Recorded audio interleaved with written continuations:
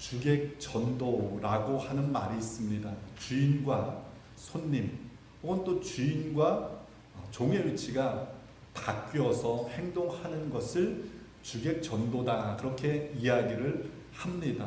오늘날 세상을 바라보면은 이 주객 전도라고 하는 이 말이요, 그냥 절로 흘러 나올 정도입니다. 내가 원하는 것은요, 하라는 겁니다. 내 마음에 생각나는 대로, 감정 이끄는 대로 행동하라고 이야기를 합니다. 남성과 여성, 너가 스스로 선택하라고 이야기를 하고 있습니다. 그로 인해서 세상의 질서와 가치관이 깨어져서요, 뒤죽박죽된 세상이 되고 있음을 보게 됩니다. 여러분, 모든 것은요, 제자리에 있을 때 아름다운 법입니다. 물건이요, 제자리에 있을 때 자기의 역할을 감당할 수 있습니다. 사람도 마찬가지 아니겠습니까? 남편은 남편의 자리, 아내는 아내의 자리, 자녀는 자녀의 자리에 있을 때요, 그 모든 관계가 아름답고 건강하게 되어질 수 있는 겁니다. 성도도 마찬가지예요. 하나님 앞에 있을 때, 성도가 하나님 앞에 있을 때 이제 건강한 그 관계를 유지할 수 있는 겁니다.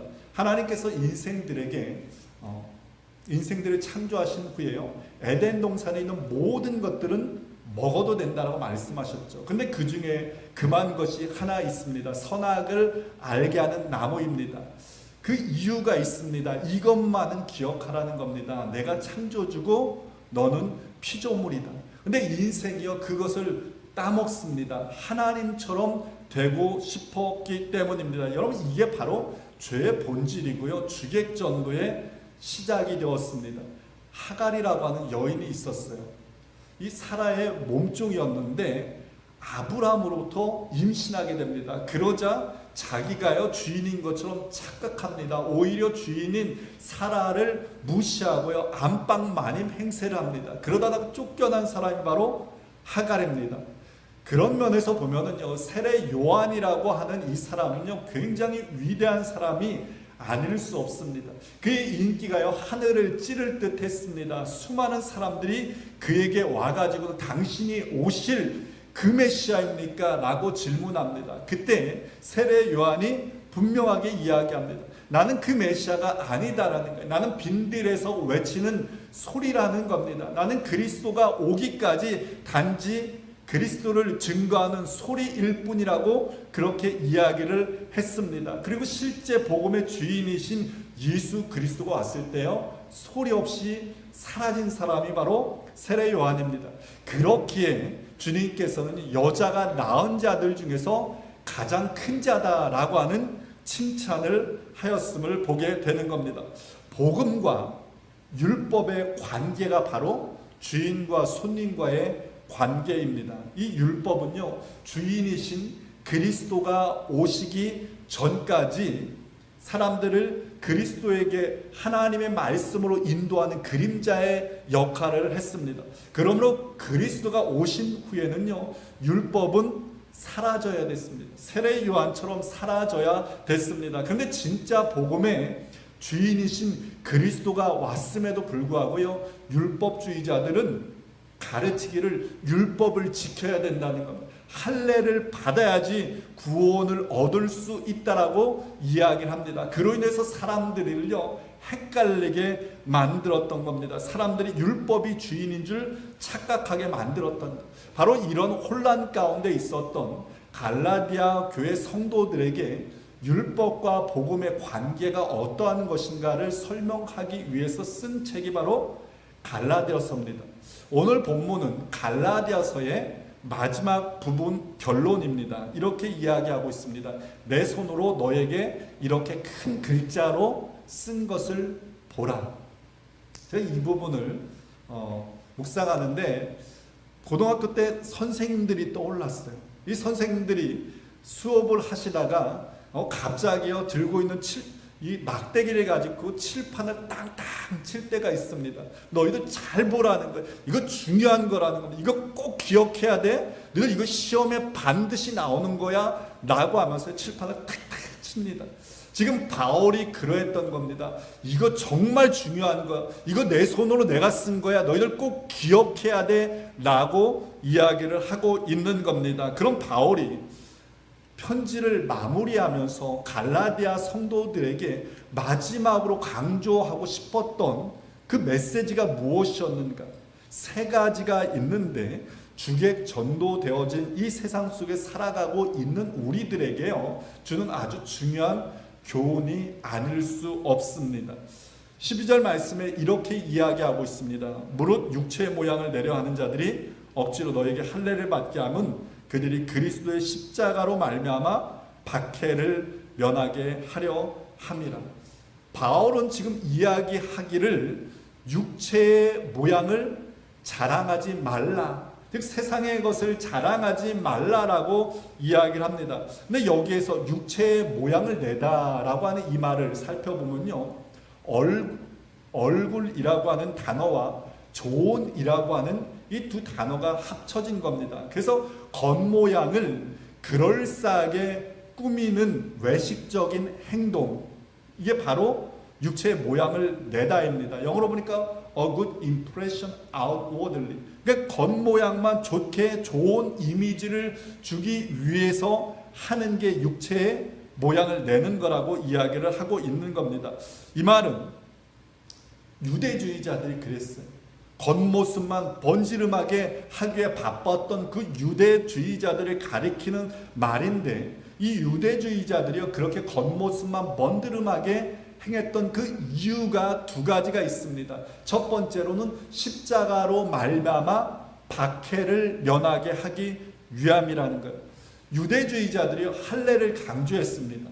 근데 그 이유가 하나님의 백성으로서 너희가 정체성을 지켜야 한다라고 하는 그 정체성을 심어주기 위해서 그렇게 행했던 것이 아니라, 할례를 받지 않으면은 유대 공동체로부터 박해를 받고 심지어 추방받을 것을 금하기 위해서, 면하기 위해서 했다라고 이야기를 하고 있는 겁니다. 또 다른 하나가 있는데 그것은 너희의 육체로 자랑하게 하기 위해서라고 이야기를 하고 있습니다.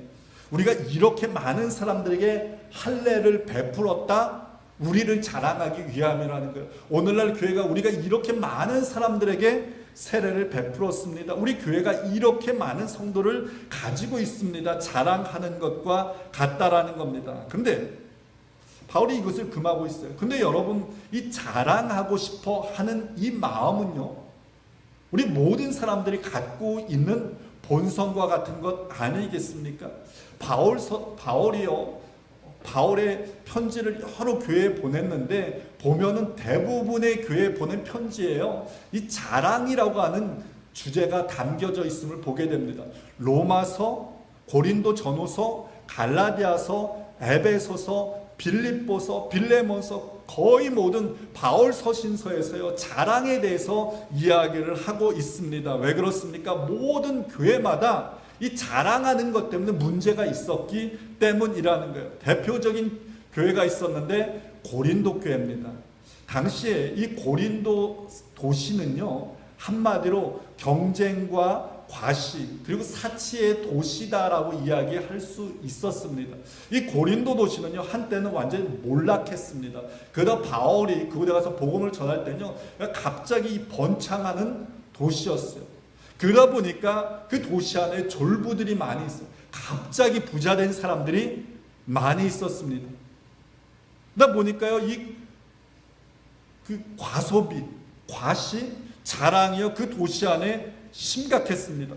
옆집 사람이 슈퍼카를 뽑으면은 그 다음 날에는요 그 옆집의 사람이요 더 좋은 차를 뽑아야 되는 거예요. 옆집 사람이 집을 리모델링했다 그러면 그 다음 날에는요 그 옆집 사람 자기의 집을 다 그냥 헐어버리고 더 좋은 자재를 가지고서 집을 지어야 했습니다. 자기를 자랑하기 위한 거예요. 과시하기 위한 겁니다. 그런데 그런 현상들이요 고스란히 이 고린도 교회 안으로 흘러 들어와서요 문제를 야기하게 되는데, 그 문제가 바로 성만찬의 문제였습니다. 고린도 교회 안에요 부자들과 그리고 당시에 최하층민들이 함께 섞여 살았습니다. 근데 당시에 이 성만찬이라고 하는 것은요 식사와 같은 것이었어요. 근데 이 부자들은 돈도 많고 시간적인 여유도 많이 있으니까 좋은 음식, 값진 음식, 포도주 같은 것을 많이 가지고 와서요 교회에서 먹는 거예요. 그것을 먹고 마시고 취해 있는 겁니다. 근데 이 가난한 사람들은요 늦은 시간까지 일을 하다가 예배 시간이 되어가지고요 밥도 못 먹고 막 부랴부랴 교회에 달려오는 거예요. 배를 쫄쫄 굶고 왔는데 보니까 부자들이 음식을 다 먹어버린 겁니다. 누워서 취해가지고는 자고 있는 거예요. 여러분 그것을 보는 그 사람들의 마음이 어떠했겠습니까? 분노, 절망의 마음이 가득하지 않았겠습니까? 여러분 성만찬이 뭐예요? 예수님께서 죽으신 그 죽음과 부활을 기념하면서 우리 모두 그리스도 안에서 한 몸 되었다라고 하는 것을 이야기하고 있는 게 바로 성만찬입니다. 근데 고린도 교회 안에서의 성만찬은요 우리는 예수 안에서 하나다라고 하는 것이 아니라 우리는 찢어져 있다, 우리는 하나가 아니다라고 하는 것을 여실히 보여주고 있는 것, 그게 바로 성만찬이었어요. 부자들은 말할 수 있습니다. 아니 내 음식 가지고 내가 내 마음대로 먹는데 그거 내 자유 아니냐라고 이야기를 할 수 있습니다. 근데 바울이요 그것을 책망하고 있는 거예요. 그리스도 안에서 자유라고 하는 것은 내 멋대로 행동하는 것이 아니라는 겁니다. 그리스도의 몸된 교회를 세우고 하나님께 영광이 돌려져야 된다라고 이야기를 하고 있는 겁니다. 그러므로 나의 행동을 분별하여야 된다라고 하는 것을 이야기를 했던 겁니다. 여러분 우리 안에도요 자랑하고 싶은 마음 늘 넘쳐납니다. 좋은 차 자랑하고 싶죠. 좋은 집 자랑하고 싶습니다. 좋은 직장 자랑하고 싶습니다. 훌륭하게 자라난 우리의 자녀들 자랑하고 싶어 합니다. 저 같은 목회자들은요 교회 사이즈 자랑하고 싶어 하는 거예요. 교회 건물 자랑하고 싶어 합니다. 교회 프로그램 자랑하고 싶고요. 우리 교회가 했던 어떤 일들을 자랑하고 싶어 합니다. 겉으로는 하나님께 영광 돌린다라고 이야기를 하지만서도요. 속으로는 그것을 참 자세하게 들여다보면은 그 깊은 내면에는 내 자랑하고 싶은 것들이요. 그 안에 가득 담겨져 있는 것을 발견하게 됩니다. 여러분 우리는요. 말할 때 내 주변의 상황과 우리 마음의 동기까지도 점검해야 하는 겁니다. 하나님께 영광을 돌린다라고 순수한 마음으로 행할 수 있습니다. 근데 그게요 상황에 맞지 않으면, 다른 사람들을 배려하지 않으면은 오히려 그것이요 해가 될 수 있습니다. 그 잠언 저자는요 이렇게 이야기를 하고 있는 거예요. 이른 아침에 큰 소리로 다른 사람들을 축복하면 그게 뭐가 된다고요? 그게 저주가 된다라고 그렇게 이야기를 하고 있는 겁니다. 아무리 좋은 동기로 한다 하더라도 상황에 맞지 않으면, 다른 사람을 배려하지 않으면은 오히려 해가 될 수 있다라고 우리에게 경고하고 있는 겁니다. 여러분 오늘 우리의 말과 우리의 행동을 통해서 누가 살아나고 있는지 그것을 점검해 볼 수 있었으면 좋겠습니다. 우리의 말과 행동을 통해서 내 옆에 있는 사람들이, 나와 함께 있는 사람들이 살아납니다. 내 직장에 있는 사람들이 살아나는 거예요. 내 교회에 있는 함께 신앙생활하는 성도들이 살아납니다. 그러면 그것은요 바르게 가고 있는 거예요. 잘 가고 있는 겁니다. 근데 내가 하는 말과 행동을 통해서 내가 살아나는 거예요. 내가 한 일이 살아나는 거예요. 내가 드러나고요. 그로 인해 가지고 그렇게 되어진다라고 한다면 여러분 그것은 내 자랑이 될 수밖에 없습니다. 내가 높아지면 그것은 육체의 모습을 나타내는 어떤 사람과 같음을 우리는 기억해야 되는 거예요. 이러한 것들은 하나님이 기뻐하지 않으세요. 사람이 기뻐하지 않을 뿐더러 하나님이 기뻐하지 않고요. 우리가 아무리 겉모양을 포장해서 말하고 행동한다 하더라도 결국은 다 드러나게 되고요. 아무런 열매를 맺지 못하고 말라 비틀어질 수밖에 없음을 여러분 기억하시기 바랍니다. 사랑하는 성도 여러분, 날마다 나를 드러내고 싶은 그 마음, 육체의 그 자랑과 우리가 싸울 수 있기를 바랍니다. 그로 인해서 육체의 모습을 자랑하는 어떤 이들을 닮아가는 것이 아니라 우리의 주인 대신 예수 그리스도를 날마다 닮아가는 저와 여러분들 되어질 수 있기를 주님의 이름으로 간절히 축원을 드립니다. 바울은 육체의 모양 자랑하지 말라는 거예요. 세상 것 자랑하지 말라라고 이야기를 하고 있습니다. 그런 후에 다음과 같이 선포하고 있습니다. 그러나 내게는 우리 주 예수 그리스도의 십자가 외에 결코 자랑할 것이 없으니 그리스도로 말미암아 세상이 나를 대하여 십자가에 박히고 내가 또한 세상을 대하여 그러하니라. 바울은 지금 말하고 있는 거예요. 나는 십자가 외에 자랑할 것이 없다는 겁니다. 나는 십자가만 자랑하겠다는 겁니다. 나는 오직 십자가만 쳐다보겠다라고 이야기를 하고 있는 겁니다. 저는 군 생활하는 동안에 연대에서 군종병으로 있었습니다. 근무를 했습니다. 그러니까 군대에서도 교회에서 있었어요. 하루 종일 교회에서 근무를 했습니다. 그러다 보니까 비교적 군 생활을 아주 쉽게 했습니다. 근데 저희 고참들, 함께 내무반을 썼던 그 고참들은요, 맞지 않고 잠을 자면 잠이 안 왔다는 거예요. 자다가 언제 불려나가가지고 맞게 될지 그게 두려워가지고 걱정이 돼서 잠이 오지 않았다라고 할 정도로 어렵게 군 생활을 했습니다. 근데 그렇게 군 생활을 했던 분들이요, 제대할 때면 하나같이 하는 말이 있습니다. 내가 제대하면 다시는 군대에 있는 쪽으로는 오줌도 안 싼다, 쳐다도 안 본다라고 그렇게 이야기를 한 겁니다. 절대 군대에 있는 쪽은 쳐다도 안 보겠다. 지금 바울이 그렇게 이야기를 하고 있는 겁니다. 내가 세상에 대해서 죽었습니다. 세상의 자랑거리 내가 다 죽었습니다. 내가 세상의 것 다시는 쳐다보지 않겠습니다 라고 이야기를 하고 있는 겁니다. 내가 오직 십자가만 자랑하겠습니다. 여러분, 사실요, 이 바울은요 엄청난 스펙을 가졌던 사람입니다. 로마 시민권자였어요. 바리새인이었습니다. 게다가 그는 당대 최고의 학파였던 가말리알 학파에서요 최고의 문화생이었어요. 예수 그리스도를 만난 이후에도요 그는요 교회로 수없이 지었고 수많은 업적을 남겼습니다. 근데 그는 그렇게 말하고 있는 거예요. 나는 이 모든 것들 배설물처럼 여긴다는 거예요. 나는 오직 십자가만 자랑하겠습니다 라고 이야기를 하고 있는 겁니다. 그럼 여러분, 십자가가 무엇일까요? 오늘날 십자가라고 하는 것은요 거룩의 상징입니다.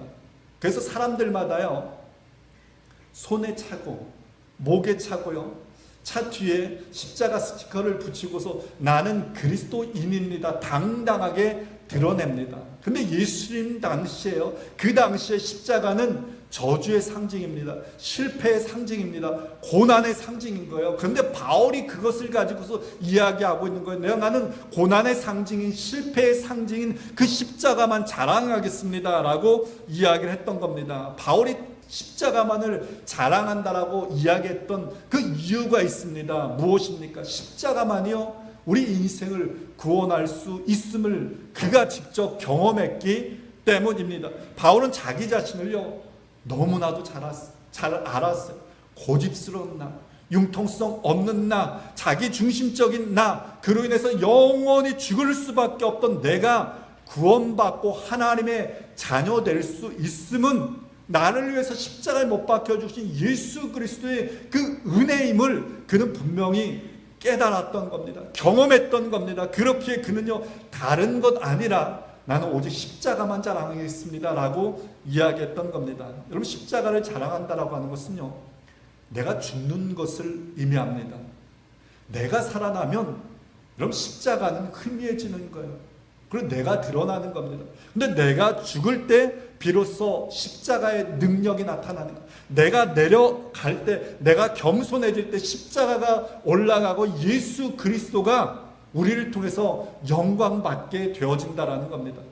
뉴욕에서 살다 보니까요 아주 그냥 자기 분야에서 나름대로 성공했다라고 하는 분들을 종종 만나게 됩니다. 어떤 분들은 자기 사업에서 성공한 분들, 어떤 분들은 아주 학문적으로 뛰어난 분들, 어떤 분들은 큰 지위를 얻은 분들, 명예를 얻은 분들, 아주 훌륭하게 목회를 잘한 목사님들, 뭐 그런 분들을 종종 만나게 되는 거예요.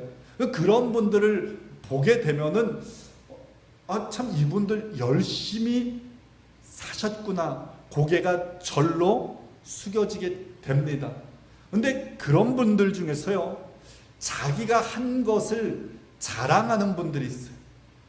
내가 이런 일들을 했습니다. 나는 이런 위치에 있습니다. 라고 자기를 드러내려고 하는 분들이 있어요.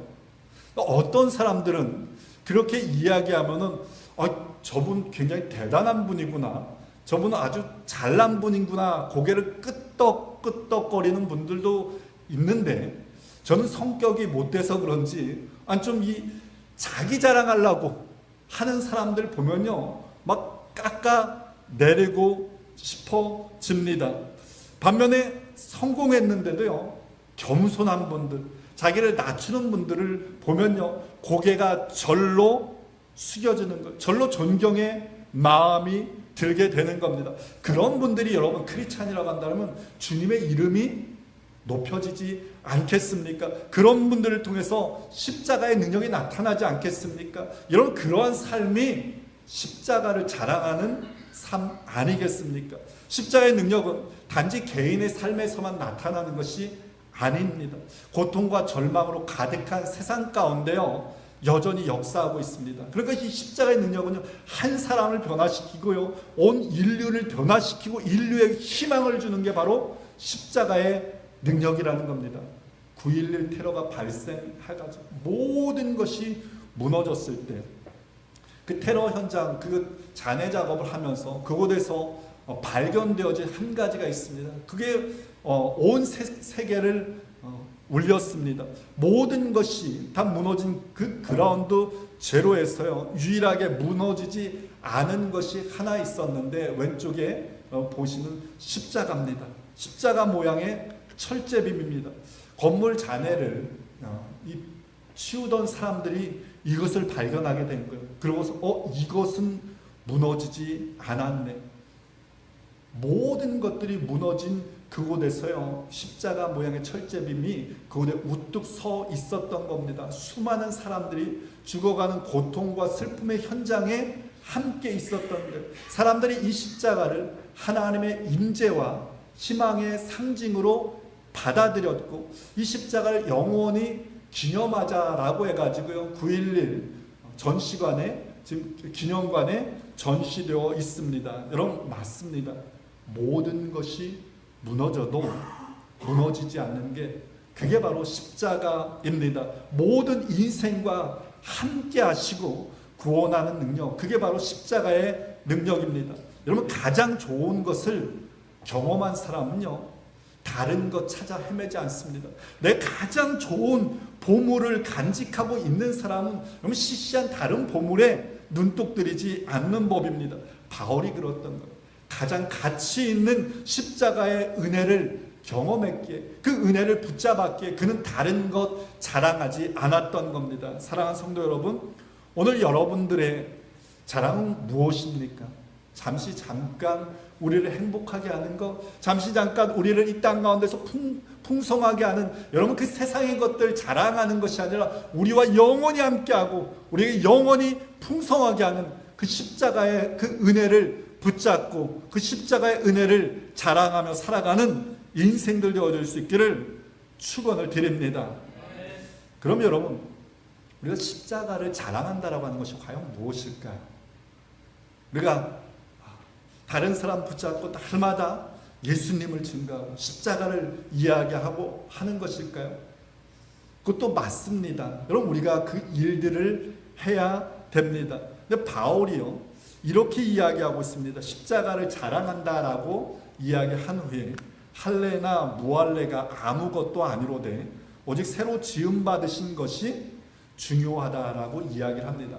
할례나 무할례, 즉 보여지는 육체의 것을 자랑하는 것이 아니라 오직 그리스도 안에서 새롭게 지음 받은 것, 그것이 중요하다라는 거예요. 내가 예수 그리스도를 믿고서 그리스도 안에서 새롭게 살아가는 변화된 삶, 이게 바로 우리가 십자가를 증거하는 방법이다라고 사도 바울은 이야기를 하고 있는 겁니다. 여러분, 십자가를 자랑하는 것이요, 내가 기도를 얼마나 많이 했느냐, 내가 성경 공부를 얼마나 많이 했느냐, 그래가지고 우리는 이렇게 이러이러하게 살아가야 됩니다 라고 안에 줄줄줄줄 이야기하는 것, 여러분 그것이 아닙니다. 어떻게 내가 살아가야 하는지 내가 깨달은, 내가 배운, 내가 경험한 그 은혜를 가지고서 그대로 살아가는 것, 여러분 그것이 바로 십자가를 자랑하는 삶임을 기억하시기 바랍니다. 그래서 바울은 이렇게 이야기를 하고 있는 거예요. 이후로는 누구든지 나를 괴롭게 하지 말라. 내가 내 몸에 무엇을 가졌다고요? 예수의 흔적을 가졌다라고 이야기를 하고 있어요. 바울은 대적자들이 굉장히 많았습니다. 그 대적자들이 하나같이 바울을 괴롭혔어요. 괴롭히는 내용은, 너 옛날에 예수 믿는 사람들 잡아 죽이던 자잖아. 넌 예수를 보지도 못했잖아. 만나지도 못했잖아. 넌 사도도 아니잖아. 너는 가짜 사도잖아 라고 하면서 끊임없이 사도 바울을 괴롭혔습니다. 근데 그들을 향해 바울은 말했던 거예요. 더 이상 나를 괴롭게 하지 말라. 내 몸에 예수의 흔적을 갖고 있다라고 그렇게 이야기를 합니다. 그럼 예수의 흔적이 뭘까요? 이 흔적이라고 하는 말이 원어로 보면 스티그마입니다. 마크, 상처라는 거예요. 당시에 고대 사회에서요, 동물들, 그러니까 양이나 소, 심지어 노예들에게요, 주인들이 이것은 나의 소유입니다 라고 하는 것을 알리기 위해서 손이나 이마에 인두로 찢었어요. 그게 바로 표시를 냈던 겁니다. 나의 소유입니다 라고 하는 겁니다. 바울은 자신의 몸에 바로 이 흔적이 있다라고 이야기를 하고 있습니다. 내 몸에 예수의 흔적이 있습니다. 나는 예수님이 내 인생의 주인입니다 라고 그렇게 고백을 한 겁니다. 이 바울의 몸에 있었던 흔적에 대해서 여러 견해들이 있는데, 대부분의 견해들은 바울이 예수님 때문에 당했던 고난들, 그 고난으로 인해서 얻게 된 몸의 상처들을 이야기를 한다라고 합니다. 바울은 복음을 전하다가 매를 맞았어요. 옥에 갇혔습니다. 어떨 때는요, 죽은 줄 알아가지고 사람들이 성 밖에 버릴 정도로 심하게 고난을 당했습니다. 주렸고 목말랐고요, 헐벗었습니다. 때로는 복음 때문에 참고 인내하고 남모르게 눈물 흘렸습니다. 바울은 그것을 가리켜서요, 예수의 흔적이다라고 그렇게 이야기를 하고 있는 겁니다. 여러분, 우리들이 살아온 삶의 자리에는요, 반드시 흔적이 남게 되어 있어요. 사람이 나이 40이 되면 자기 얼굴을 책임질 줄 알아야 된다라고 이야기를 하죠. 왜 그렇습니까? 그 얼굴에요, 살아온 흔적이 다 남기 때문입니다. 아무리 이쁜 사람도, 아무리 멋있는 사람도요, 날마다 짜증내고 찌푸리고요, 화내면은 그게 어떻게 돼요? 다 남게 되는 거예요. 근데 좀 아주 이쁘게 생기지는 못했다고 하더라도요, 날마다 밝게 웃고 밝게 인사하고 하면 어떻게 됩니까? 그게 다 얼굴에 남게 되는 거예요. 그런 사람들 보면요, 평화롭습니다. 그런 사람들과는요, 조금 더 함께 하고 싶어 합니다. 그래서 사람들에게 감동을 주는 거예요. 함부로 그냥 내 속에 있는 거, 내 입이니까 내가 하고 싶은 대로 말하지라고 하면서 툭툭 말하는 사람, 그 옆에 있는 사람들은요, 다들 상처의 흔적이 남게 되어 있습니다. 어머니의 배에는 뭐가 남아 있어요? 해산의 흔적이 남게 되는 거예요. 여러분, 우리들 자녀들의 성품에요, 우리의 흔적이 남습니다.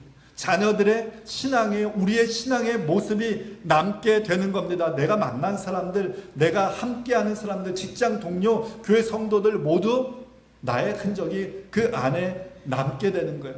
김영복 목사님이라고 하시는 분이 쓴 사람은 떠나도 사랑은 남는다라고 하는 장례식 설교를 모아놓은 설교집이 있습니다. 그 설교집에서 그런 말씀을 하세요. 사람은 다 떠난다는 거예요. 친구도 떠나고, 가족도 떠나고, 사랑하는 사람도 떠난다는 거예요. 근데 남겨지는 것이 하나 있는데, 그게 뭐라는 거예요? 사랑이라는 겁니다. 한 사람이 살아온 삶의 흔적이 남겨진 사람들의 마음속에 사랑으로 남게 되어진다는 겁니다. 여러분, 어떻게 동의되시나요? 여러분 살아온 삶의 흔적들이요 다 남겨지게 된다는 겁니다. 이스라엘에서요 주인들이 목동을 뽑을 때 어떻게 하냐면 그 목동에 옷을 다 벗겨본다고 합니다.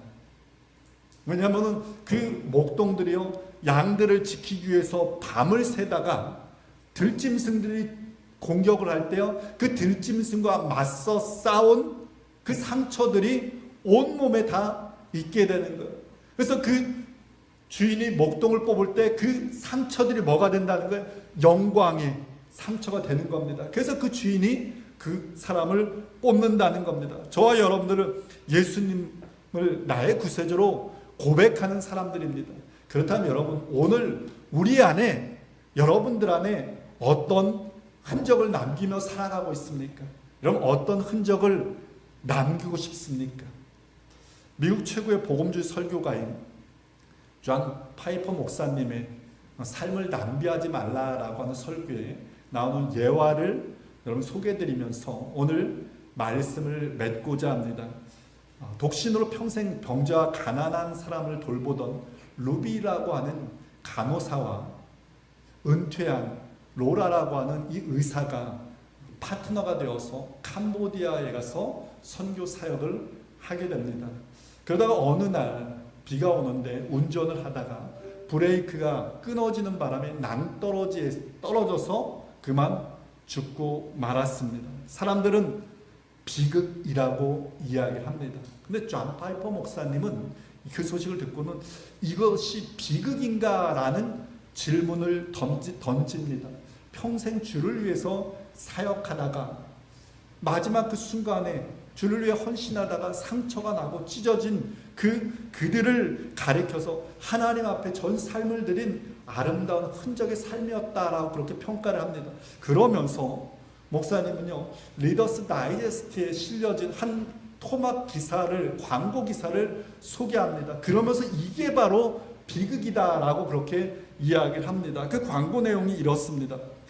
봅과 펜이라고 하는 사람은 5년 전 북동쪽에서 일찍 은퇴를 했습니다. 봅은 59세, 펜이는 51세였습니다.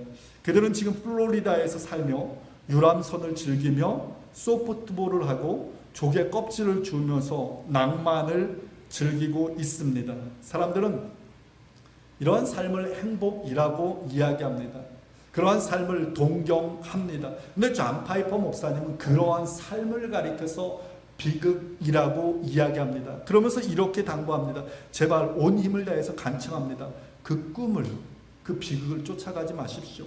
좋은 집, 좋은 차, 좋은 직장, 즐거운 은퇴, 조개 껍질 컬렉션, 그것들이 우주의 창조주 앞에 서기 바로 전 여러분들의 삶이 아니기를 바랍니다. 창조주가 여러분을 심판하실 때 주님 보십시오. 제가 모았던 이 조개 껍질을 보십시오. 주님 내가 산 이 멋들어진 보트를 보십시오. 이러한 삶이 되지 않기를 바랍니다. 이게 바로 비극입니다. 라고 간청하였습니다. 사랑하는 성도 여러분, 언젠가 우리 모두는 주님 앞에 서게 될 겁니다. 그때 주님께서 우리에게 질문하실 겁니다. 너는 나를 위해서 어떤 흔적이 있느냐라고 질문하실 겁니다. 그 질문 앞에 우리가 당당히 보여드릴 것이 있는 삶이 되어졌으면 좋겠습니다. 주님 맞습니다. 저는 이와 같은 흔적이 있습니다라고 보여드리는 삶이 되었으면 좋겠습니다. 주님 때문에 손해본 흔적, 여러분 주님 때문에 내가 용서한 흔적, 주님 때문에 누군가에게 져주었던 그 흔적, 주님 때문에 내가 헌신하고 수고했던 그 흔적, 주님 때문에 내가 참고 인내했던 그 흔적들, 여러분 이런 흔적들이 여러분의 삶 속에서 여러분 많이 풍성하게 넘쳐날 수 있기를 축원드립니다. 그로 인해서 주님 앞에 섰을 때 주님께 보여드릴 것이 있는 그런 인생이 되어질 수 있기를 주님의 이름으로 축원을 드립니다.